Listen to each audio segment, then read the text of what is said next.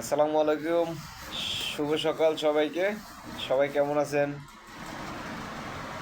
চলে এলাম বাংলাদেশের ক্রিকেট খেলা নিয়ে আলোচনা করতে। বাংলাদেশ দল সবসময় যদি কিন্তু উপরে ঝুলে থাকে, তো অবশেষে এশিয়া কাপের সুপার ফোরে গেল শ্রীলঙ্কার কল্যাণে। বাংলাদেশ দলের সুপার ফোরে যাওয়ার জন্য বাংলাদেশের যত নাগরিক আছে, দেশে দেশের বাইরে যারা প্রবাসে থাকেন,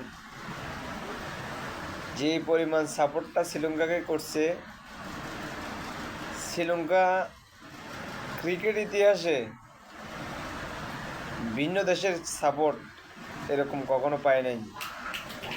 তো শুভকামনা শ্রীলঙ্কাকে, এবং বাংলাদেশ দলের জন্য শুভকামনা রইল। সবাই ভালো থাকবেন, সুস্থ থাকবেন। আসসালামু আলাইকুম।